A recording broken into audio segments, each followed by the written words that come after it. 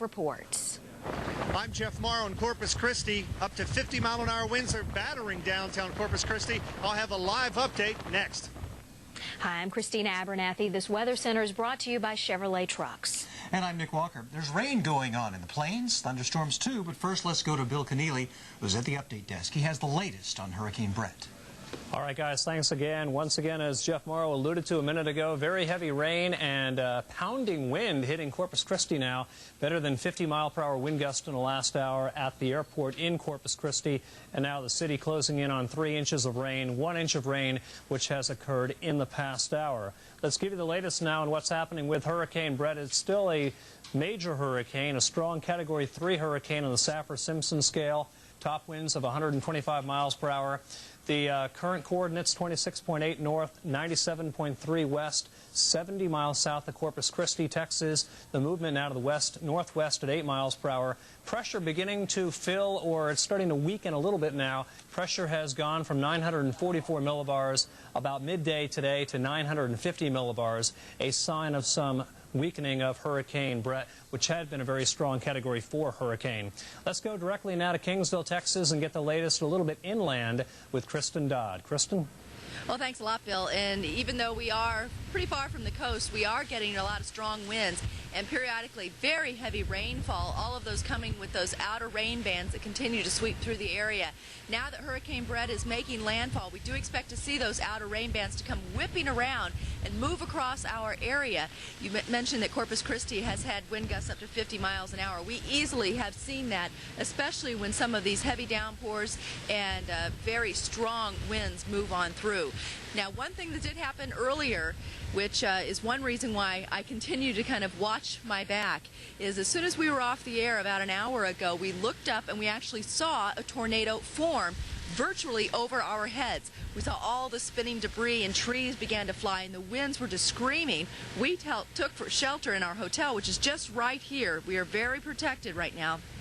That tornado passed over our hotel and it took out our power. It also knocked out the sign in front of the hotel before it lifted up and went back into the clouds. We are under a tornado watch, and so that is something that we are going to be very concerned with throughout the evening and on until 2 o'clock when that watch does expire. So we'll continue to check these clouds and watch for anything that may be developing here in Kingsville, Texas. Now to my north is Jeff Morrow, and he is in Corpus Christi. Jeff? Well, Kristen, we haven't had any or cited any tornadoes, although in Nueces County, which is the county we're in here, in the western part of the county, there was a tornado warning about an hour or so ago. What we are getting, of course, is the straight-line hurricane winds.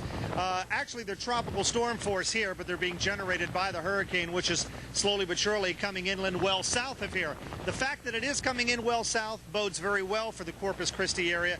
We did not want to see, of course, those very strong winds, which not only could do the wind damage, knock over trees and power lines and knock out windows, but also push all the water, particularly of Corpus Christi Bay, westbound and do some flooding here in the city. That does not appear likely right now that the hurricane is going inland. However, we still have plenty of wind to talk about, and I'll have Keith, if he can, pan on over here and show you some of the trees which are really whipping again in the very strong gusts of 40 to 50 miles an hour here right next to the Omni Hotel, right next to Corpus Christi Bay.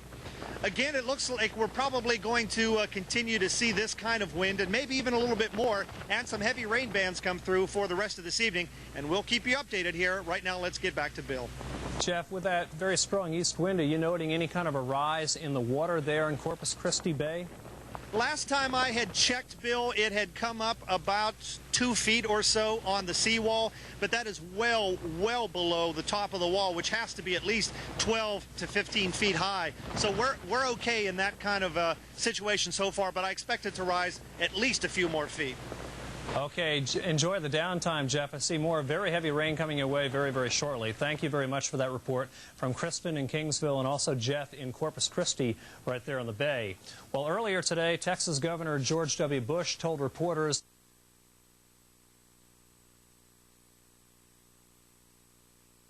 Texas Governor George W. Bush told reporters his thoughts are with the people in Bret's path.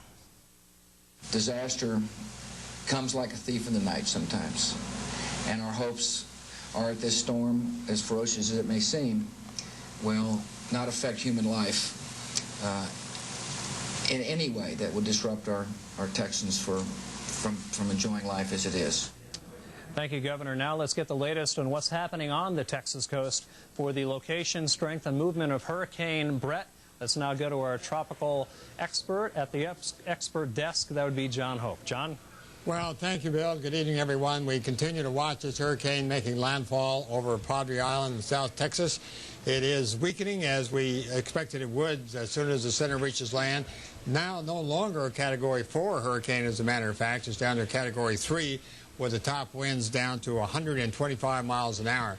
Very fortunate for the folks in the metropolitan areas there, down around Brownsville and vicinity and up around Corpus Christi and vicinity, because the eye of the hurricane is coming ashore in between, about 70 miles south of Corpus Christi and about 60 miles north of Brownsville, and it's coming in Kenedy County, which is about the least populated county along our coastline, I believe. Not very many folks actually live there, but it could do some damage, and we think the storm surge was pretty high as it came in. We don't have any confirmation of what it was, but we were looking for something in the range of 10 to 15 feet, perhaps higher, just north of the eye wall, where the eye wall is coming ashore even as we speak. Hurricane warnings are still in effect. They have not been discontinued from La Pesca, Mexico, up to Port O'Connor in Texas, and some of those will be taken down later tonight. Freeport, Texas to Port O'Connor, we have tropical storm warnings. There you see the eye coming ashore in our fading satellite picture as it's beginning to get dark. We have another infrared picture. It shows us the same thing, moving steadily inland, not very fast, but moving.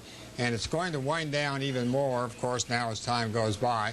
There's our radar depiction, which confirms the eye moving ashore. We can see that yet from another angle. There it is right there. We'll be back next with frequent updates throughout the night here. Now back to Bill. Giving the latest details.